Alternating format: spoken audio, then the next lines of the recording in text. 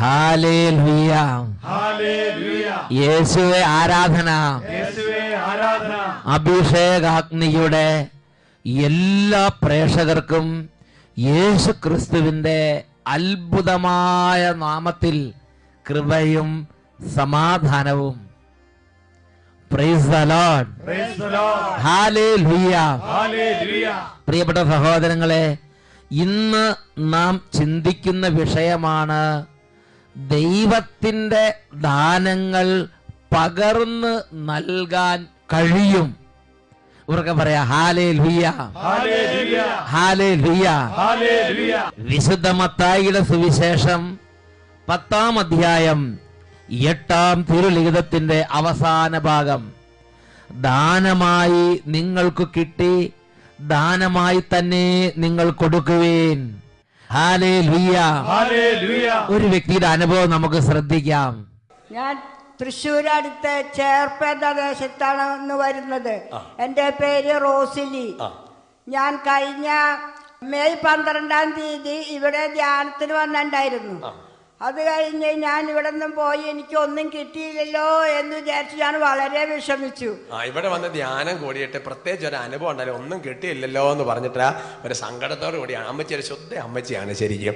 അങ്ങനെ അമ്മച്ചി ഏതായാലും പോയി. എന്നിട്ട് പിന്നെ എൻ്റെ ഈ കണ്ണിന് ഇടത്തെ കണ്ണിന് ഞരമ്പ് വീക്കും, വലത്തെ കണ്ണിന് തിമിരമുണ്ട്. അത് ഒന്നും ചെയ്യാൻ കഴിയില്ല. ഞാൻ പാലക്കാട് അഹല്യയിലേക്ക് ഞങ്ങൾ 6 പേര് കൂടി കണ്ണ് ടെസ്റ്റിന് പോയി. അവിടെ ചെന്ന് 5 പേർക്കും ഓപ്പറേഷൻ ചെയ്യാൻ സാധിച്ചു. എനിക്ക് മാത്രം ഓപ്പറേഷൻ ഇല്ല, എൻ്റെ കൂടെ ആരെങ്കിലും വേണം എന്ന് പറഞ്ഞു. അതുകൊണ്ട് ഓപ്പറേഷൻ ചെയ്യാൻ സാധിച്ചില്ല. അവിടെ നിന്നും മടങ്ങി ഞാൻ വീട്ടിലേക്ക് പോന്നു. അങ്ങനെ ഞാൻ ജനുവരി 3-ാം തീയതി വെള്ളിയാഴ്ച അഭിഷേകാഗ്നി ഉണ്ടായിരുന്നു. അതായത് ഞായറാഴ്ച രാത്രി 8:30 മണിക്ക് ശാലോം ടിവിയിലുള്ള അഭിഷേകാഗ്നി പ്രോഗ്രാം വെള്ളിയാഴ്ചകളിൽ പുനഃസംപ്രേഷണം ചെയ്യും 11 മണിക്ക്. അപ്പൊ ഞായറാഴ്ച കാണാൻ പറ്റിയില്ല, വെള്ളിയാഴ്ച കാണാൻ അവതരണം. അങ്ങനെ അമ്മച്ചി വെള്ളിയാഴ്ച കണ്ടു. ഇതെല്ലാം സംഭവം. അവിടെ ഇരുന്ന് ഞാൻ കരഞ്ഞു, ഞാൻ പ്രാർത്ഥിച്ചു. എന്റെ ദൈവമേ, എനിക്ക് നിന്റെ വചനം വായിക്കാനുള്ള ശക്തി തരില്ലേ എന്ന് വെച്ച് ഞാൻ പ്രാർത്ഥിച്ചു. ഇപ്പോൾ എനിക്ക് 5-6 അധ്യായങ്ങൾ വായിച്ചാലും എന്റെ കണ്ണിന് ഒരു കുഴപ്പമില്ല. സഹോദരങ്ങളെ, അഭിഷേകാഗ്നി പ്രോഗ്രാം കണ്ട് അങ്ങനെ പ്രാർത്ഥിച്ച് ഈ കൂട്ടത്തിൽ പോയ 6 പേർ ഓപ്പറേഷൻ പോയി. ഈ അമ്മച്ചിയുടെ കൂട്ടത്തിൽ ആരും ഇല്ല എന്ന് പറഞ്ഞിട്ട് ഓപ്പറേഷൻ ചെയ്യാൻ സമ്മതിച്ചില്ല. നോക്ക് സഹോദരങ്ങളെ, അഭിഷേകത്തിന്റെ പ്രകാരം കണ്ട് പ്രാർത്ഥിക്കാറ്. ദൈവമേ, എനിക്ക് ബൈബിള് വായിക്കാൻ തക്കവ കാഴ്ചശക്തി കൂടുതൽ തരണമെന്ന് പ്രാർത്ഥിച്ച് ദിവസം 5-6 അധ്യായങ്ങൾ വായിക്കാൻ തക്കവ കാഴ്ചശക്തി നൽകി കർത്താവ് അങ്ങോട്ട് അനുഗ്രഹിച്ചു. ഹല്ലേലൂയ. കൈയടിച്ച് പാട്ട് പാടി ആരാധിക്കാം. നല്ലവനല്ലോ ദൈവം, നല്ലവനല്ലോ സ്തുതിക്കും യുഗചക്കും യോഗ്യനായവൻ. നല്ലവനല്ലോ ദൈവം, നല്ലവനല്ലോ സ്തുതിക്കും യുഗചക്കും യോഗ്യനായവൻ. ഹല്ലേലൂയ, യേശുവേ ആരാധന. ഈ നിമിഷങ്ങളിൽ നമുക്ക് എല്ലാവർക്കും എഴുന്നേറ്റ് നിൽക്കാം. ഒരു ശുശ്രൂഷയിലേക്ക് പ്രവേശിക്കുകയാണ്. ഈ സമയത്ത് നന്നായിട്ട് പ്രാർത്ഥിച്ചും കൈയടിച്ചും പാടിയും ദൈവത്തെ ആരാധിച്ച് യേശുക്രിസ്തുവിന്റെ നാമത്തിൽ പ്രഖ്യാപനം ചെയ്യപ്പെട്ടിരിക്കുന്ന വലിയ തരത്തിലുള്ള അഭിഷേകങ്ങളും കൃപകളും നമ്മുടെ ഭവനത്തിലും ജീവിതത്തിലും ഉണ്ടാകണം. അതിനുവേണ്ടി ആഗ്രഹിക്കണം. വെറുതെ അരമണിക്കൂർ പോയാൽ പോരാ. ഈ ഒരു അരമണിക്കൂറിൽ വലിയ അഭിഷേകങ്ങൾ നമ്മുടെ ജീവിതത്തിലേക്ക് നിറയണം. വലിയ സൗഖ്യങ്ങൾ നമ്മുടെ കുടുംബത്തിൽ ഉണ്ടാകണം. അതിനുവേണ്ടി ആഗ്രഹിച്ച മക്കളെ പ്രാർത്ഥിക്കണം. 2 കരങ്ങൾ ഉയർത്തി യേശുവിന്റെ അത്യുന്നതമായ നാമത്തിൽ ഇപ്പോൾ പിതാവിന്റെ സന്നിധിയിൽ നമുക്കെല്ലാവർക്കും പ്രാർത്ഥിക്കാം. Hallelujah, hallelujah. യേശുവേ ആരാധന, ആരാധന. യേശുവേ, യേശുവേ, glory, glory, glory, glory. Power, power. കൈയടിച്ച്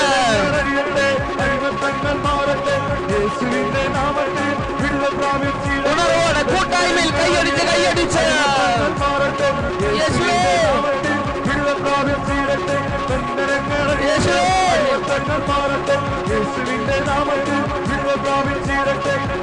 ശ്വാസിച്ച് പാലിച്ച് അടിമത്തങ്ങൾ മാറട്ടെ, യേശുവിന്റെ നാമത്തിൽ വിടുതൽ പ്രാപിച്ചിടട്ടെ, ബന്ധനങ്ങൾ അഴിയട്ടെ, അടിമത്തങ്ങൾ കൈയടിക്കാത്തവർ കൈയടിച്ച് നാമത്തിൽ വിടുതൽ പ്രാപിച്ചിടട്ടെ, പാടി പാടി ആരാധിക്കുന്നു.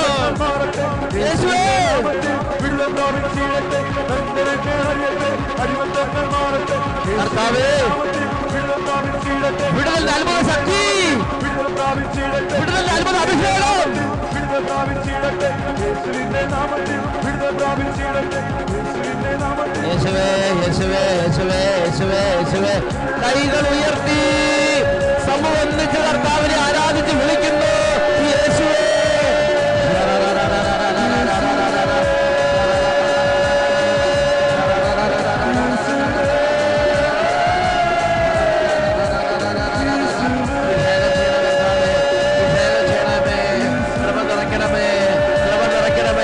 സൗഖ്യങ്ങൾ നൽകണമേ.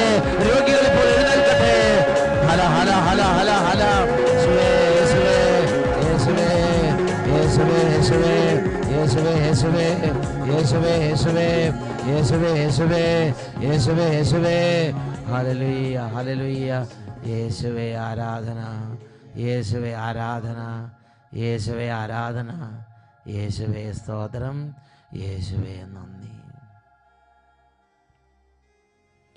ഹല്ലേലൂയ യേശുവേ ആരാധന, യേശുവേ ആരാധന.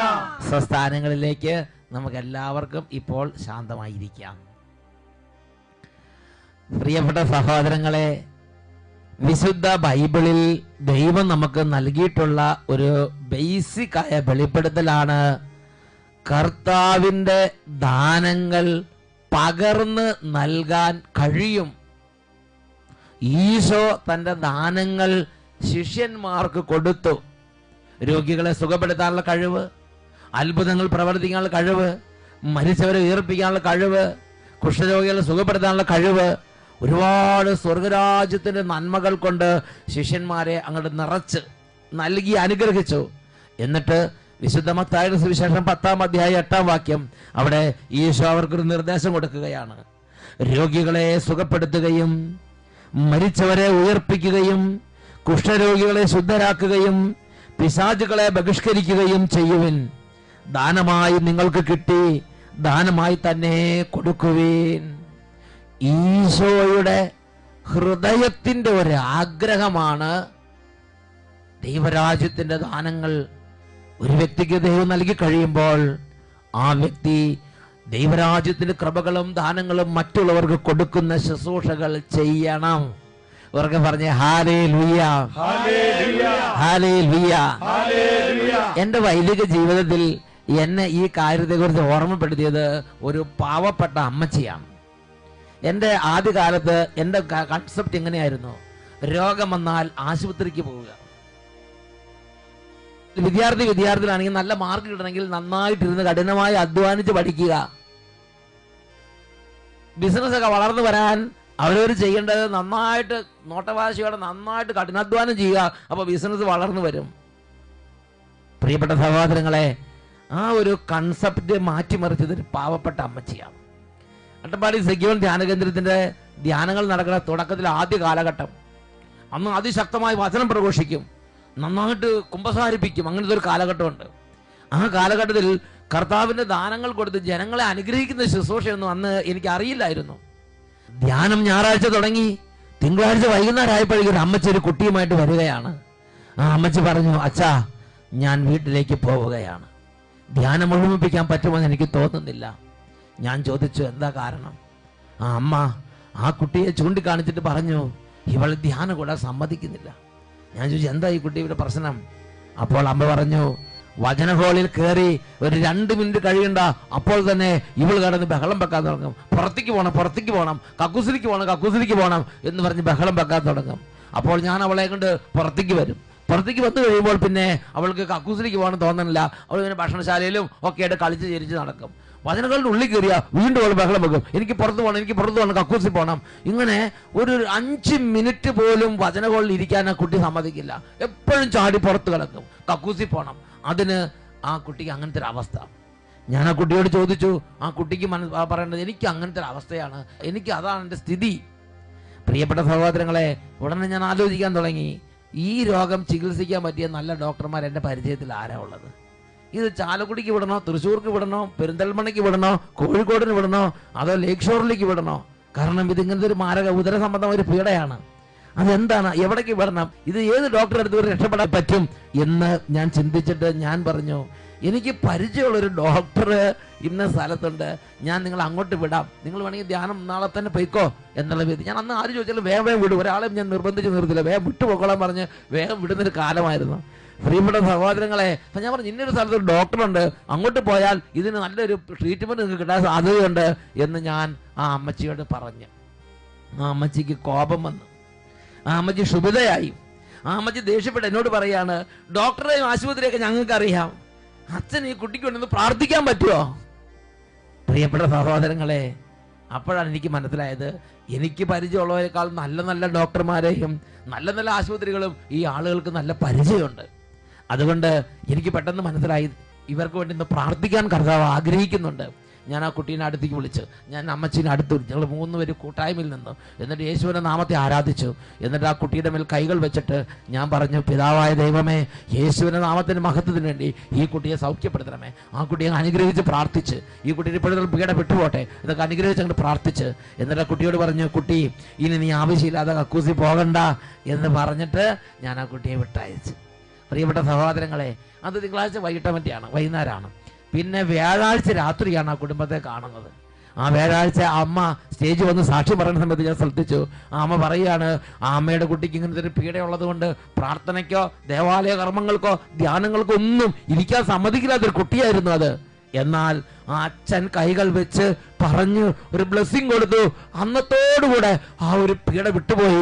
കുട്ടി പരിപൂർണ നിശബ്ദത, നല്ല അച്ചടക്കമുള്ള കുട്ടിയായി. ബാക്കിയുള്ള ധ്യാനങ്ങളെല്ലാം കംപ്ലീറ്റ് ചെയ്യാൻ പറ്റി, അമ്മയ്ക്കും ധ്യാനം കംപ്ലീറ്റ് ചെയ്യാൻ പറ്റി.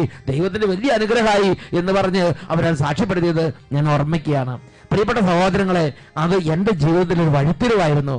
കാരണം ദൈവം എന്നിൽ വലിയ വലിയ പല കാര്യങ്ങളും നിക്ഷേപിച്ചിട്ടുണ്ടെന്നും എനിക്ക് അതെടുത്ത് ദൈവജനത്തിന് ദാനമായി കൊടുക്കാൻ പറ്റുമെന്നും അത് എന്നെ പഠിപ്പിച്ചു. ഒന്നുറക്കെ പറഞ്ഞേ, ഹല്ലേലൂയ. ദൈവം തെരഞ്ഞെടുത്തിരിക്കുന്ന ഓരോ വ്യക്തികളിലും, അത് വൈദികരാകട്ടെ, സിസ്റ്റേഴ്സ് ആകട്ടെ, അൽമായ ശുശ്രൂഷകരാകട്ടെ, ദൈവരാജ്യത്തിന് വേണ്ടി ദൈവം തെരഞ്ഞെടുത്തിരിക്കുന്ന ഓരോ വ്യക്തികളിലേക്കും ദൈവം സ്വർഗത്തിന്റെ ദാനങ്ങൾ ധാരാളമായി നൽകുന്നുണ്ട്.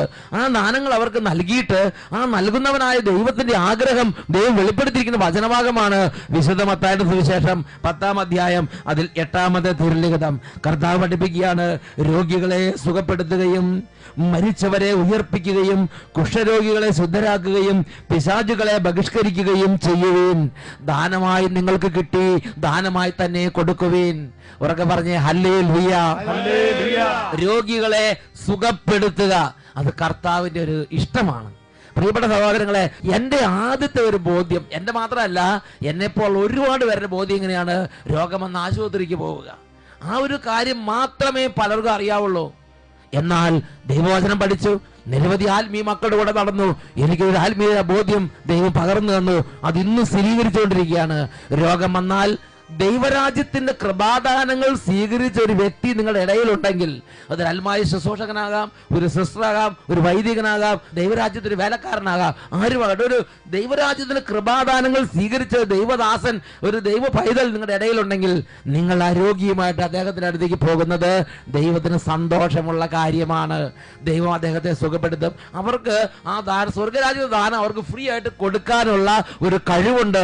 ഈശോ അവരോട് കൽപ്പിച്ചിട്ടുണ്ട്, നിങ്ങൾക്ക് ദാനമായി കിട്ടി, നിങ്ങൾ ദാനമായി കൊടുക്കുവിൻ. കുഷ്ഠരോഗികളെ ശുദ്ധരാക്കുക, മരിച്ചവരെ ഉയർപ്പിക്കുക, പിശാചുകളെ ബഹിഷ്കരിക്കുക. അവർക്ക് പറഞ്ഞേ, ഹല്ലേലൂയ. ഇറ്റലിയിൽ റോമിൽ ധ്യാനം നടത്തിയപ്പോൾ ഒരു അനുഭവം ഉണ്ടായി. അത് ഇപ്പോൾ നമുക്കൊന്ന് ശ്രദ്ധിക്കാം. എൻ്റെ പേര് ജോസ്. ഞാൻ കോട്ടയം ജില്ലയിൽ സെൻറ് മേരീസ് കരിപ്പാടം എന്ന സ്ഥലത്ത് സെൻറ് മേരീസ് ചർച്ചിൽ നിന്ന് വരുന്ന ഒരു വ്യക്തിയാണ്. എൻ്റെ ഇളയ മോൻ 3 വർഷമായിട്ടും ഇറ്റലിയിൽ ജോലി ചെയ്യുകയാണ്. അവൻ നേഴ്സാണ്. അവനെ 20 വർഷമായി, ഞങ്ങൾക്കറിയാം, 20 വർഷമായി കഠിനമായ ഒരു വിക്കുണ്ടായിരുന്നു അവന്. അതായത് സംസാര തടസ്സം. വളരെ വിഷമിച്ച സംസാരിക്കണം, ഒന്നും നമുക്ക് മനസ്സിലായില്ലായിരുന്നു. വളരെ വിഷമം. വിക്കിൻ്റെ എല്ലാവർക്കും അറിയാമല്ലോ. പക്ഷേ സംഗീതം, പാട്ട് പാടുമ്പോൾ മാത്രം വിക്കില്ല, സംസാരിക്കുമ്പോഴെല്ലാം ഭയങ്കര വിക്ക്. അപ്പോൾ അവൻ അവിടെ ഈ ജോലി ചെയ്യുന്ന സമയത്ത് ഒരു മാസം മുമ്പ് ബഹുമാനപ്പെട്ട ഒട്ടായച്ചൻ ഇറ്റലിയിൽ ഒരു 3 ദിവസത്തെ ധ്യാനത്തിന് വന്നു. റോമിൽ കൺവെൻഷൻ, അതിൽ അഭിഷേകാഗ്നി. അപ്പൊ അവന്റെ കൂട്ടുകാരും ബന്ധുക്കളും എല്ലാവരും അവന് നേരത്തെ തന്നെ ദൈവഭക്തിയുള്ളവനാണ്. എങ്കിലും അവൻ ഈ ധ്യാനത്തിനൊക്കെ പാലിച്ച് മടിയുണ്ടായിരുന്നു.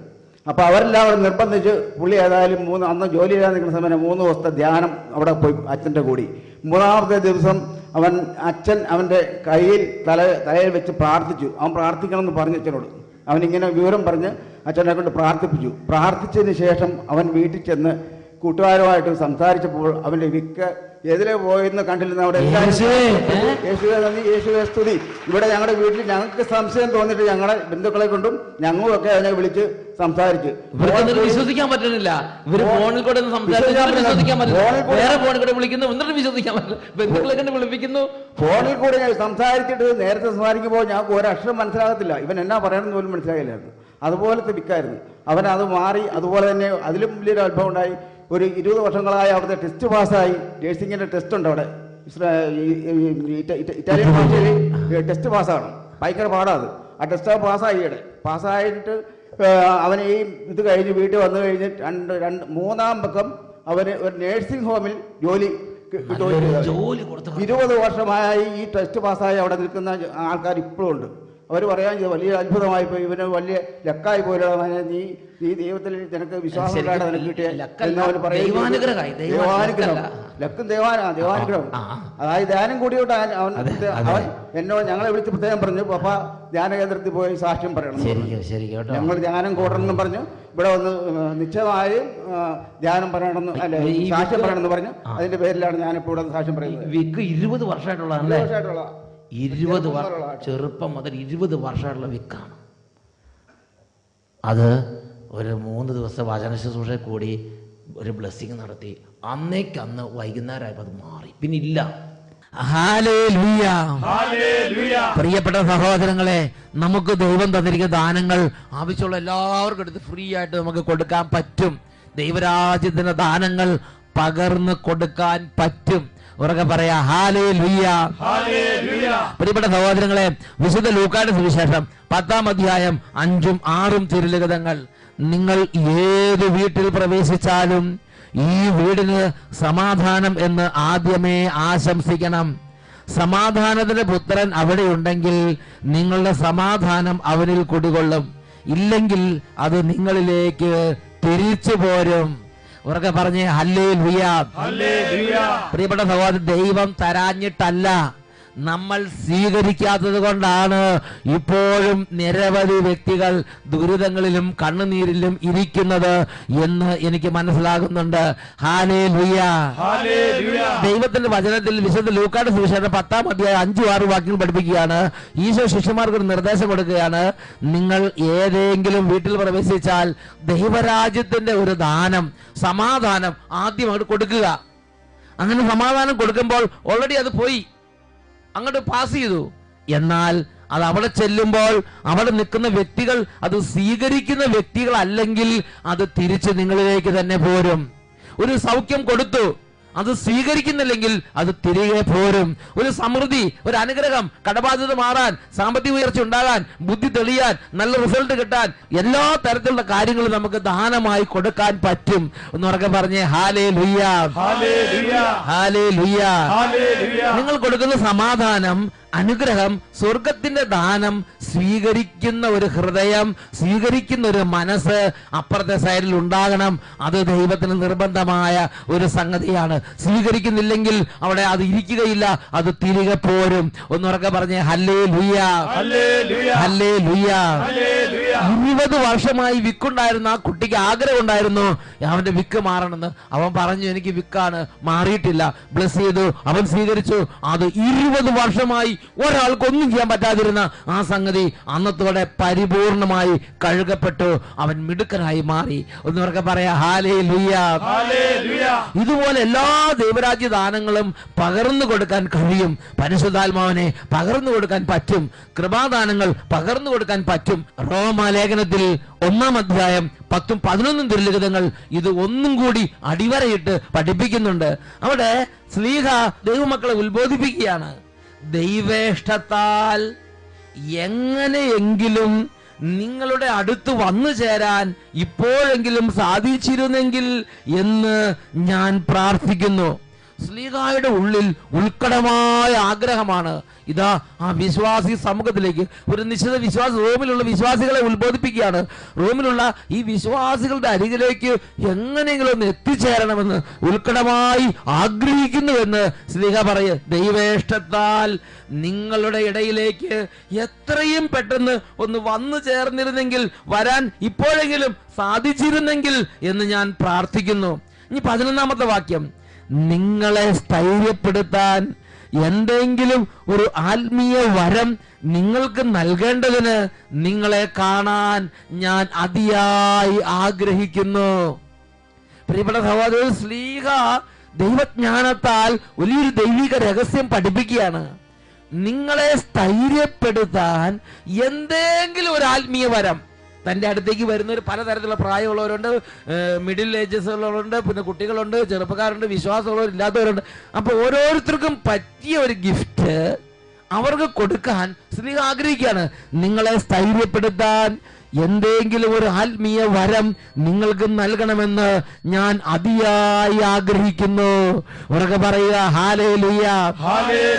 ഇവിടെ 2 കാര്യങ്ങൾ നമ്മൾ ശ്രദ്ധിക്കണം. ഒന്ന്, ശ്ലീഹായ്ക്ക് നല്ല ബോധ്യമുണ്ട്, എൻ്റെ ഉള്ളിൽ ദൈവം ധാരാളം ആത്മീയ ദാനങ്ങൾ നൽകിയിട്ടുണ്ട്. എൻ്റെ ഉള്ളിൽ ദൈവം ധാരാളം ആത്മീയ കൃപകൾ നൽകിയിട്ടുണ്ട്. സ്വർഗത്തിന്റെ ദാനങ്ങൾ ധാരാളമുണ്ട്. എന്നിൽ നിന്ന്, ദൈവത്തിന്റെ ഭക്തനിൽ നിന്ന് സ്വർഗത്തിന്റെ ദാനങ്ങൾ ഒഴിയുന്നില്ല. ഇതൊരു ബോധ്യം ശുശ്രൂഷ ചെയ്യുന്ന വ്യക്തികളിൽ ദൈവം പ്രതീക്ഷിക്കുന്നുണ്ട്. ശ്ലീഹായ്ക്കായി ബോധ്യം ഉണ്ടായിരുന്നു, എൻ്റെ ഉള്ളിൽ ധാരാളം ദൈവത്തിന്റെ ദാനങ്ങളുണ്ട്. ഇതിൽ നിന്ന് കുറച്ചെടുത്ത് നിങ്ങൾക്കൊരു ഗിഫ്റ്റായി തരണമെന്ന് ഞാൻ നിങ്ങളെ സ്ഥൈര്യപ്പെടുത്താൻ എന്തെങ്കിലും ഒരു ആത്മീയ വരം. അതായത് നമുക്ക് ജീവിതത്തിന് സങ്കീർണ സാഹചര്യങ്ങൾ വരും, കുടുംബ പ്രശ്നങ്ങൾ വരും, വിശ്വാസത്തിനെതിരായ വലിയ ഭീഷണികൾ വരും, ക്രിസ്തീയ ജീവിതത്തിന് അസാധ്യമാകുന്ന കഠിനമായ പീഡനങ്ങളും മർദ്ദനങ്ങളും ഉണ്ടാകും. അപ്പോൾ മാനുഷികമായ ബുദ്ധി കൊണ്ടോ, റീസണിങ് കൊണ്ടോ, അതുമല്ലെങ്കിൽ നർമ്മഭാവന കൊണ്ടോ, അല്ലെങ്കിൽ എന്തെങ്കിലും ടെക്നിക്ക് കൊണ്ടോ, സൈക്കോളജി കൊണ്ടോ അതിന്റെ നടുവിൽ പിടിച്ചു നിൽക്കാൻ കഴിയുകയില്ല മക്കളെ. അവിടെ നമ്മളെ ബലപ്പെടുത്തുന്നതാണ് പരിശുദ്ധാത്മാവിന്റെ ശക്തി.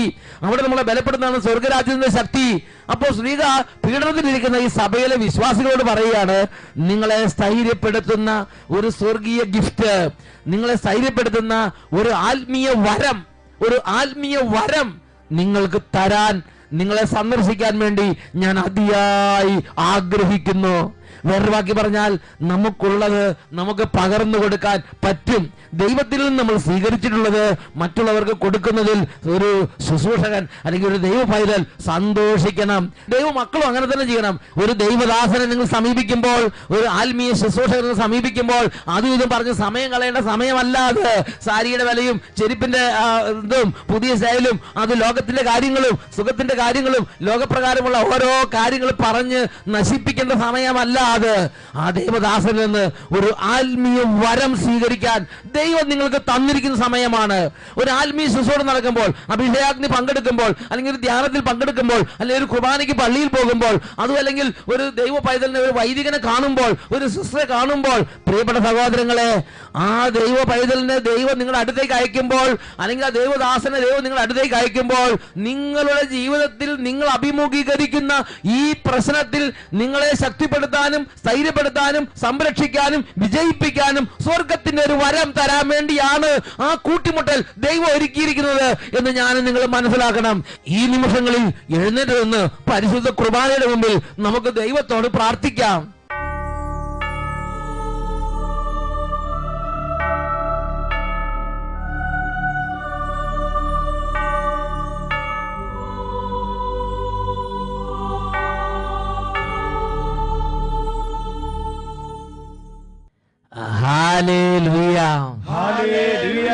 സ്വർഗത്തിന്റെ ദാനങ്ങൾ മനുഷ്യർക്ക് പകർന്നു കൊടുക്കാൻ എളിയ മനുഷ്യരെ കർത്താവ് പൊടിയിൽ നിന്ന് ഉയർത്തുന്നു. ആ എളിയ മക്കൾ കൈകൾ വെക്കുമ്പോൾ, പ്രാർത്ഥിക്കുമ്പോൾ, ശുശ്രൂഷ ചെയ്യുമ്പോൾ സ്വർഗരാജ്യത്തിന്റെ ശക്തി രാജ്യങ്ങളിലേക്കും ജനതകളിലേക്കും വംശങ്ങളിലേക്കും ഗോത്രങ്ങളിലേക്കും കർത്താവ് നൽകുകയാണ്. ഇത് തിരിച്ചറിയാൻ ഒരു ഉൾക്കാഴ്ച നമ്മുടെ മേൽ നിറയണം. എല്ലാ മക്കളും 2 കരങ്ങൾ ഉയർത്തുക. കുട്ടികളെ 2 കരങ്ങൾ ഉയർത്തി പിടിക്കുക. ദൈവരാജ്യത്തിന്റെ ആത്മാവ് പരിശുദ്ധ റൂഹ ഇപ്പോൾ നമ്മുടെ ഉള്ളിൽ വാസം ചെയ്യട്ടെ. പരിശുദ്ധാത്മാവിനെ വിളിച്ച് ഈ നിമിഷങ്ങളിൽ എല്ലാവരും പ്രാർത്ഥിക്കട്ടെ. Hallelujah, hallelujah. പരിശുദ്ധാത്മാവേ നുറുങ്ങി പ്രാർത്ഥിക്കുന്നു.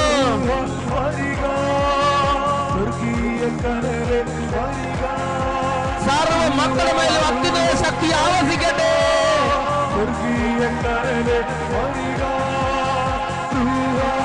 Holy fire.